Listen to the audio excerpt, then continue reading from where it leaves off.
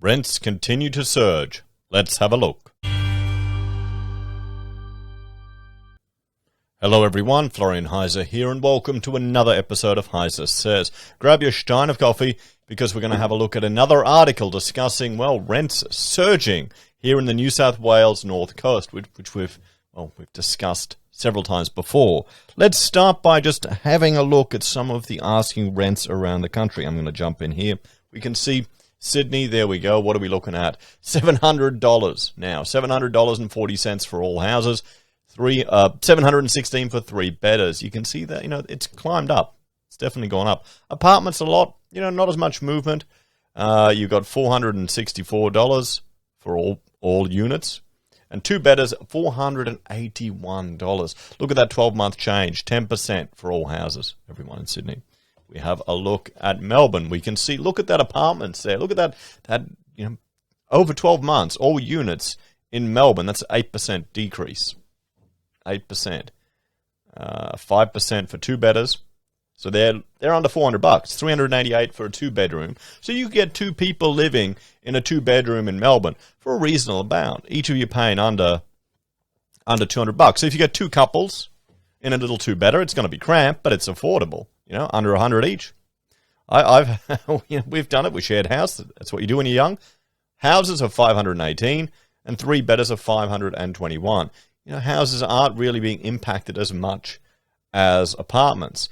But if we just project back, look at that. What do we hear? Look how far back we have to go before we hit a similar rate to now in Melbourne.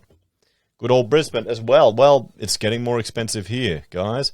Houses are shooting up, and we can see, there you go, $517 for all houses, $484 for three bedders. And if we dive a bit deeper into northern New South Wales, we can look at Maryborough, and look, there you go. That's the poster child for insane property rental increases. This is why people are no longer able to afford to live where they could in the past. This is just, it's a sad sign of the times, everyone. It really is. So let's have a look at this article to see how rental prices are surging. So New South Wales North Coast rental prices off the charts as they surpass capital cities. Can this really last? Can rents in these remote areas, because it's in Tweed, and the councillors there, they've been complaining that they've got a housing issue, but what have they been doing to make it easier for people to develop and build there? That's the other question I put into this. So rental prices on the far north coast of New South Wales have climbed almost 20% in the past 12 months, surpassing those in all of Australia's capital cities. Figures from CoreLogic's latest quarterly review show the median rent for houses in the Richmond-Tweed region is now $700, $699 per week. $700. That's the median. So that means, bam, right in the middle, 50% or above, 50% or below. In comparison, Sydney houses are $646, and the national median for house rentals is just under $500. Units in the Richmond-Tweed area are slightly cheaper at $532, but still significantly higher than the national median of $439. And remember, everyone, this is on the back of our first recession in 28 years. I'm talking to people on the phone, and how you going? You're keeping busy. And they're going flat out. And I say, yeah, I bet you never expected that in our first recession. It just shows you what's going on, doesn't it? They're juicing the market. Skyrocketing rents, never this bad. The head of Northern Rivers Advocacy Group, Social Futures, Tony Davis, said skyrocketing rents were damaging the social fabric of the region by pricing out long-term locals and modestly paid workers in industries like retail, hospitality, social services, and the creative arts. Well, they're going to have to find somewhere else to live. They're going to be pushed out of those communities. They can't afford to live there. It's similar to what's happening in San Fran over in the US. It will absolutely disrupt the fabric of our community if we lose all these vital parts of our community, he said. Yes, it will. It's called gentrification, everyone. People are getting pushed out. I mean, there you go. Look at that. More expensive than everywhere.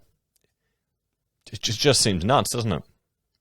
Mr. Davis said more people were being pushed into homelessness as rental vacancy rates in areas like Tweed Heads reached 0.1%.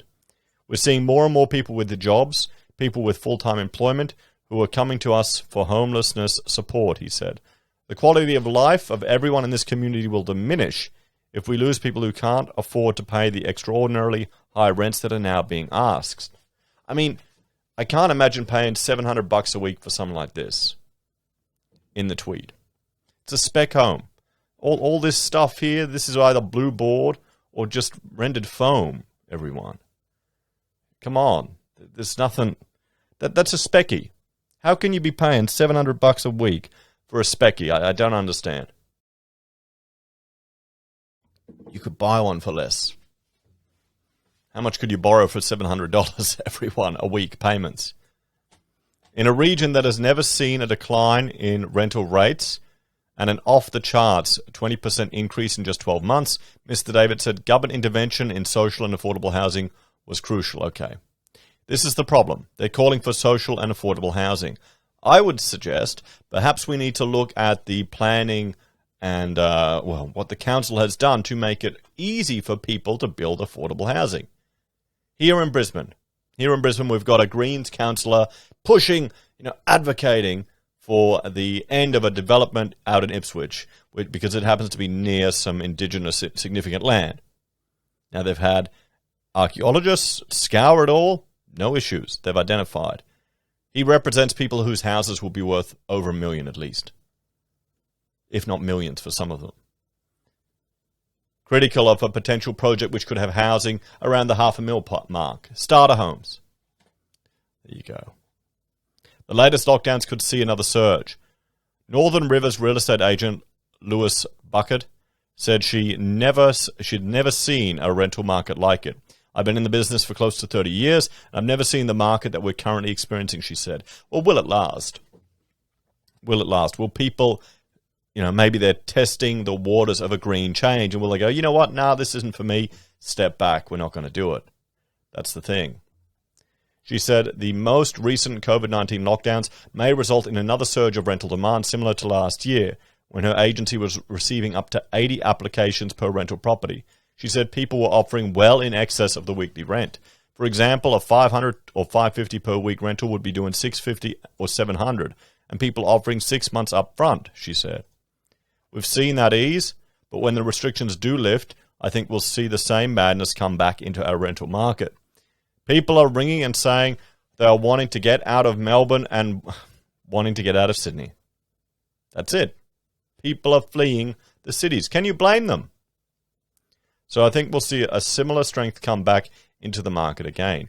Well, could this be people making an emotional decision, and in a year's or a couple of years' time, it might be an opportunity to swoop into the cities?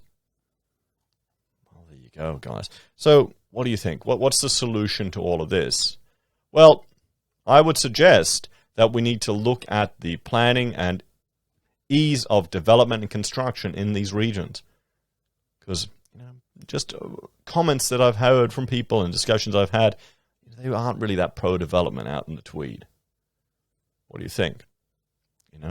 You can't be complaining about low-cost housing. And you don't want social housing. You want people actually being able to earn enough, so wages are going to have to increase out there for these service jobs, so people can afford to rent out there, or people are going to have to commute from other areas. What do you think?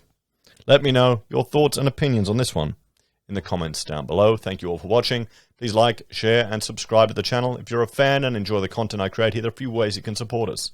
You can join us on YouTube or Patreon. You can support us using our affiliate links at Amazon, eBay, Independent Reserve, or AussieBroadband.